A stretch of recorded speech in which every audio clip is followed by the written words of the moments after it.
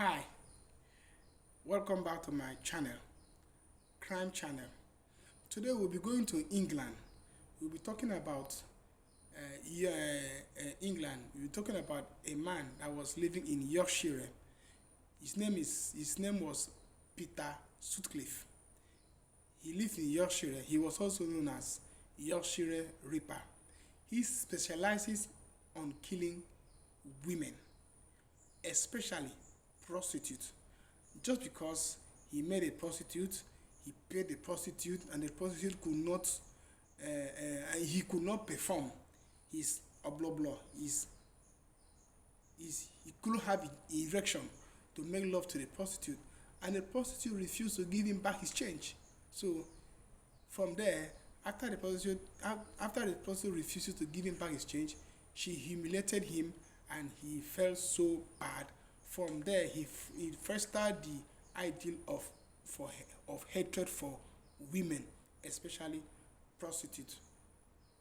But he later died. The serial killer, Peter Sutcliffe, known as the Yorkshire Ripper, has died in hospital at the age of 74. He had coronavirus. Sutcliffe murdered 13 women across Yorkshire and the northwest of England between 1975 and 1980. He was also convicted of the attempted murder of 7 other women. This report from our correspondent Danny Savage contains some flashing images. Over a period of 6 years, all of these women were murdered by the same man. 13 families' lives torn apart by Peter Sutcliffe. Wilma McCann was the first to be killed in Leeds in 1975. Her son Richard was just 5 years old when she died. He believes today brings some sort of closure.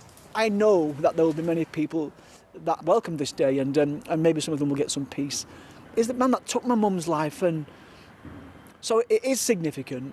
It's not, well, it is a motive in some ways, but you know, I've got my own life, I've got my own family now, and let's get on with our lives with a bit more peace, shall we say, after today. This was in Halifax, where 19-year-old bank clerk Josephine Whittaker was killed. Murder scenes were scattered across Yorkshire and Manchester. For several years, women, especially here in West Yorkshire, were scared. Going out alone at night was a real risk. Peter Sutcliffe changed the way people lived. Still, he found victims, like Mo Lee, who was an art student in Leeds and survived when Sutcliffe ambushed her. My attack did shape my life and my outlook, you know, within a matter of 5 minutes.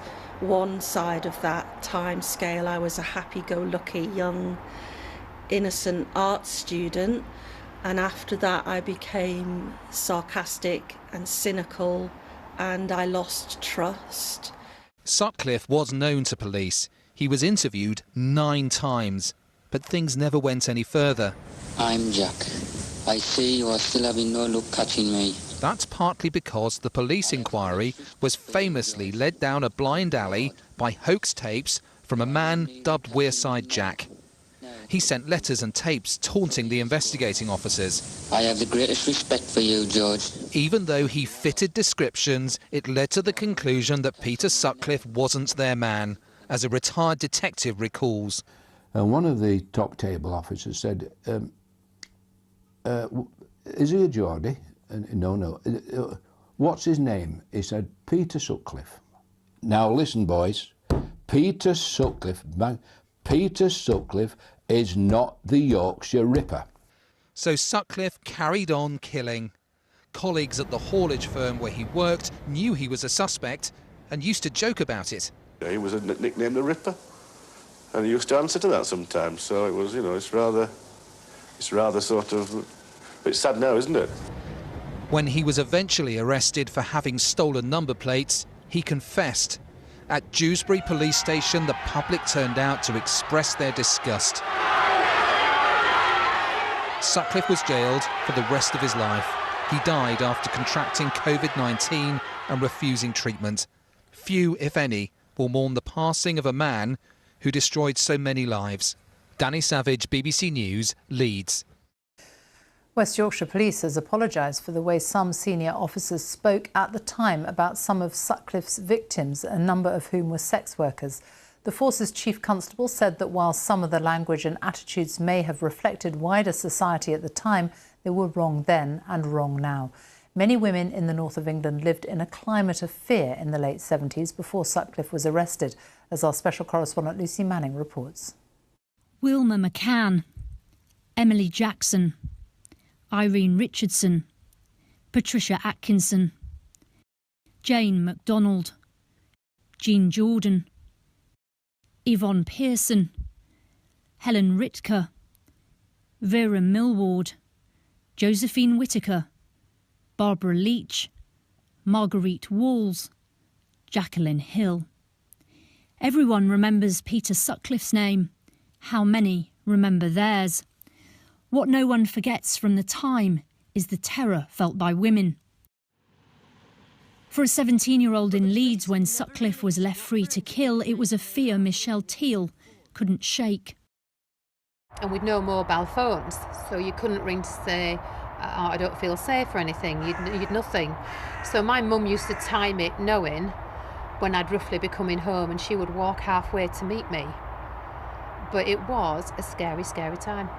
All of us were so aware of this case, to the point of actually suspecting friends, neighbours, relatives. Joan Smith reported on the murders, suffered nightmares after. She wrote about the misogyny of the police investigating. They kind of thought that the women who were involved in the sex trade were asking for it, in inverted commas, and they were much more interested in the innocent women. And I thought they missed the central point, was that what he hated was women. Do you think anything has changed for women since that time in terms of policing? What it changed was women's attitudes. It kicked off the Reclaim the Night marches, women saying, we're the victims, why should we be the ones who stay at home? And this was an absolutely foundational event. For a former Yorkshire Evening Post journalist at the time of the murders, it boiled down to one thing. I would say there was institutionalised misogyny.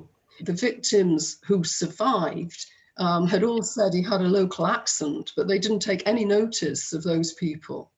And if they had, if they'd listened to the women, maybe he would have been caught sooner. Violence against women is taken more seriously now, but few accused of rape are charged, and convictions for that and domestic abuse are down. The murder in 2006 of 5 women in Ipswich who were daughters and mothers, but also... And that is how he died at the hospital at the age of 74 after contacting coronavirus. I do not wish this to anybody, any of my siblings, my daughter, my wife, my sister, my auntie, anybody at all, regardless of gender. I do not wish this. Please stay safe. Stay safe and be vigilant.